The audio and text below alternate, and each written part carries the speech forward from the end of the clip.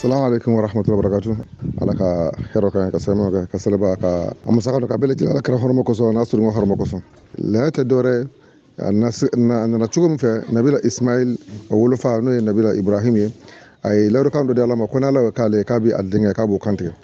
donc manam na ka bi na dinga kante ka kuma la surana ala ye saka jigido blakana mele ko ka srafe kana dama ka ko ka dinga kuma bo donc o de kala lay o fagala do mi fana o fala ka be serba kalo kleta ndema donc la yɛrɛ nasara a nana cogo min fɛ kuma na surunyana o de ye nin ye. Ayiwa saga ka ɲi layala nka saga sugu jumɛn de ko fɔlen don wa an b'a ye fɛnɛ bagan sugu wɛrɛw bɛ faga maaw fɛ ka kɛ laya ye yala o dangani don wa.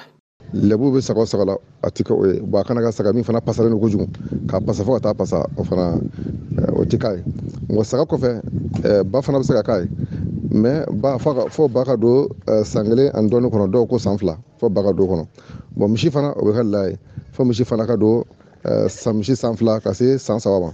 ɲɔgɔmɛ ale ye san duuru ye nin bɛɛ bɛ kɛ la ye saga ba misi ani ɲɔgɔmɛ la ye nka min ka ɲi n'a bɛɛ lajɛlen o de ye saga ye. Karamɔgɔ an ka ɲininkali sabanan o bɛ tali kɛ laya faga yala muso ni cɛ bɛɛ lajɛlen dama ka kan a fagali la wa laya u kan ka faga maa fɛ k'i si to san joli la. I ka kosɔn jala kosɛbɛ laya bɛɛ ka k'a la n'i kɛra baliku kɔni i kɛra muso ye i kɛra cɛ ye n'i kɛra baliku kɔni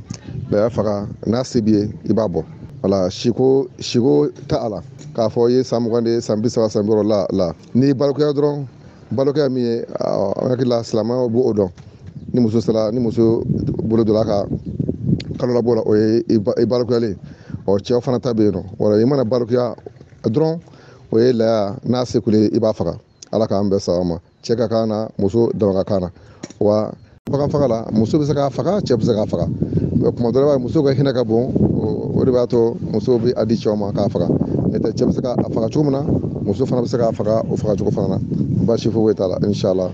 An b'a ye fɛnɛ seliw masurunya na boliboli caman bɛ kɛ dutigiw fɛ yaasa ka se ka u ka laya saga yɛrɛ sɔrɔ e yɛrɛ bolo jagoya de a bɔli ye wa n'a ma ɲɛ k'a fɔ ko sunna don. Laya faga tɛ jagoya ye ka taa a faga k'a sɔrɔ se t'i ye silamɛya ye o bɛn ka bɔ bɛɛ lajɛlen kan wa hali ni a se b'i ye sira dɔ parce que o b'a sɔrɔ dɔw bɛ yen sa wari t'a bolo nka a bɛ baara la a bɛ kalo sara baara la bon o bɛ se ka bagan yɛrɛ juru ta parce que ale bɛ baara dɔ la déjà a bɛ sɔrɔ la kalo la n'o baara in b'a permettre a ka se ka laya juru ta k'a sara baasi foyi t'a la mais ni ale tɛ baara fosi de la donc jigiya ta ye foyi t'a ye wari jigiya ta ye donc bagan laya faga bɛ bin ka bɔ o tigilamɔgɔ kan mais kuma dɔ la laya ma nɔgɔya